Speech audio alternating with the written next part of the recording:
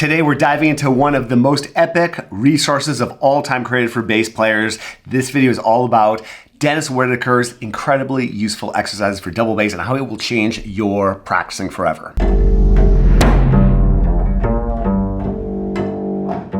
What's going on? It's Jason Heath, recovering from a cold here at the beginning of 2024, but I'm excited to announce that we are officially publishing incredibly useful exercises for double bass by Dennis Whittaker at Double Bass HQ. You can get all of these in digital form. Back in 2020, I went way down the rabbit hole into these exercises. It was very fun. What Dennis has done with incredibly useful exercises is brilliant, in my opinion. He's taken all of these exercises. Some of them I have done my whole life. Some of them were brand new to me, and he's taken and compiled them and then created these different kind of choose your own adventure sequences. So these are things that are what I think of as abstract technique. They are things that are going to develop your capacity to do certain things on the bass. And so he published all of them in 2020. I got them all on Kindle, which is cool, but it's much more useful in just a PDF form. So I now have them all on my iPad here, and I can take notes. And one of the cool things is you can flip through and you can actually click these links. So you can skip to any one of the exercises.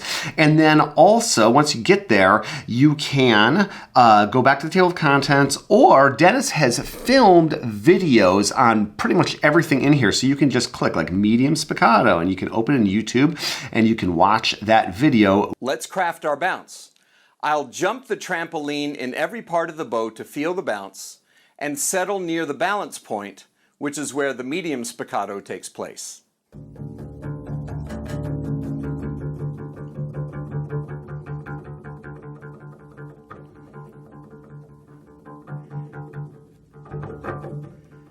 Dennis has a very mindful approach to technique development and practicing, and he starts off with affirmations, so writing positive statements that remind you of the value of music in your life. How useful is that to actually do? And I find that these are the sort of things that I just skip when I don't do incredibly useful exercises, and just framing things positively from the beginning is so great. And every single one of these sequences starts off with silence. Now, these sequences... We practice silence for four main reasons: for the exercise of mindfulness and awareness, for becoming familiar with the blank canvas upon which we're about to paint with sound, for the exercise of creating silence before, during, and after performances, and for the exercise of increasing the meaning and richness of the sounds we decide to create. It's like going to a workout class or something, but like a different workout class every day. So this one that I'm opening up right here is volume 1. So this is mindfulness,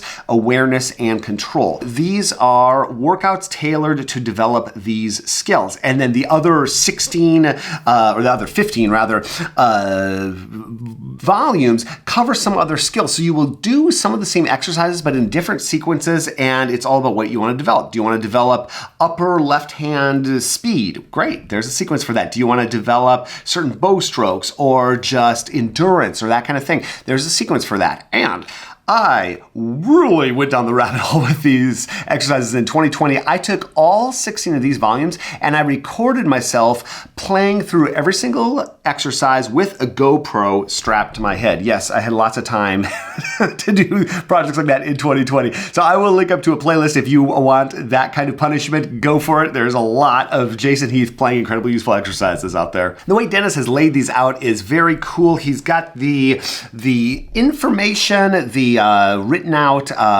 reasoning and pedagogy on the left, and he's just got the exercise on the right when you get into these. So for focused development of mindfulness, awareness, and control. So this workout is approximately 1 hour, and I actually built out playlists for every single one of these workouts in my practice app of choice, Modacity, and I put the timing in and all that kind of thing. Again, 2020, had lots of time. Starting off with silence is so cool, and he also ranks these exercises on what they cover. So you've got minutes, you've got control, you've got mindfulness, expression, power, velocity, coordination, and endurance. That kind of covers technique on the double bass. Very cool. Then centering and just really getting yourself grounded. And I have made sure that even when I'm not specifically practicing one of the sequences, incredibly useful exercises, I try to take some of the concepts that Dennis covers and make sure that I'm applying them to my own practice. It's not just something I do while playing. I'm always centering.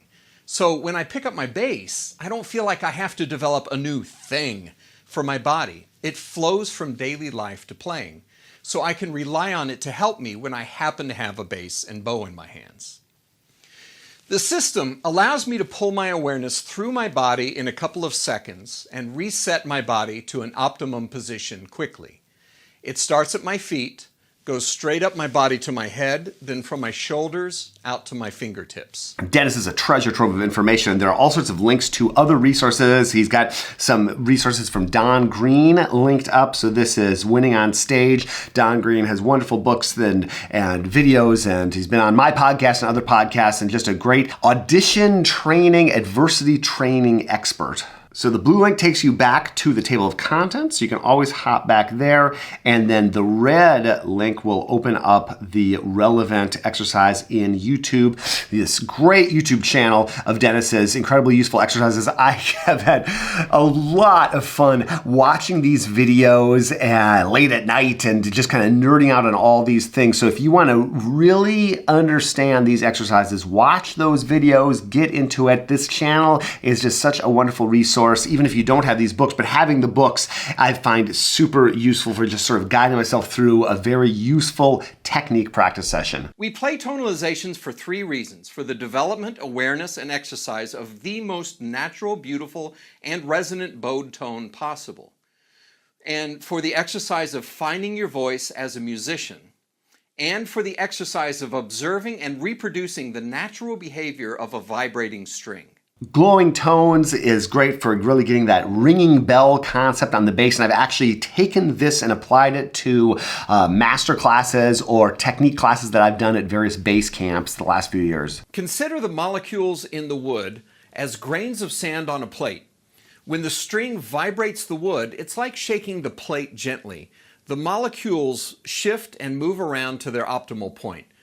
Generally, this means that the more you play your instrument perfectly in tune from day to day, the more the wood will settle into an optimum position for greater resonance. Dennis has some great exercises for developing spiccato and just bow strokes in general, and I've been meaning to do more videos on that topic.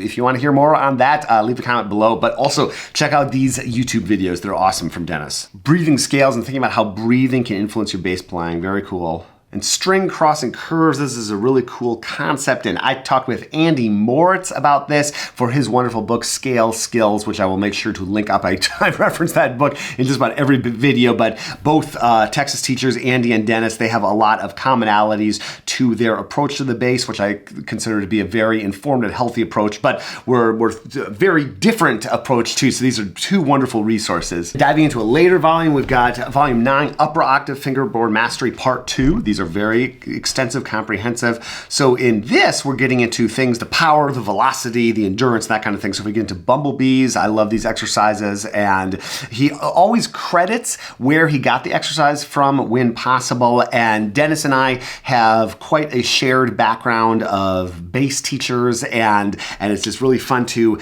I've learned a lot actually about where these exercises really came from, because I learned them either from Jeff Braditich or from another teacher, and then to understand them through Dennis's wonderful, wonderful explanation and pedagogy is really cool. And again, these videos are just absolute solid gold getting into these.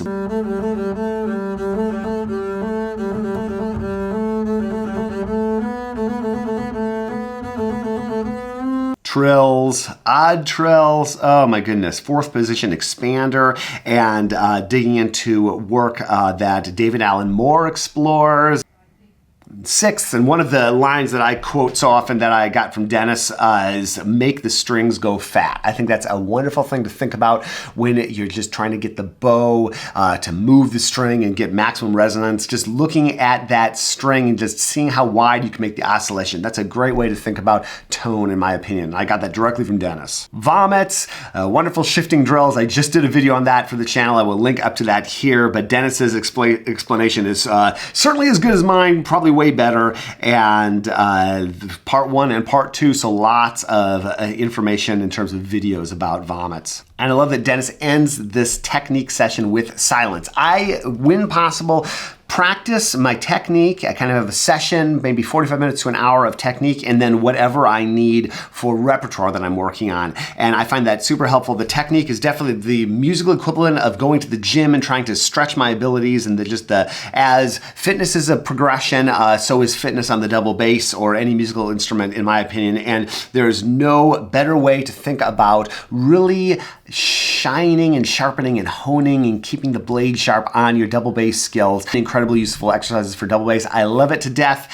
Dig into Dennis's channel if you want to nerd out with me from 2020 and check out those 16 videos, I think it was. Check those out, and we will see you in the next one.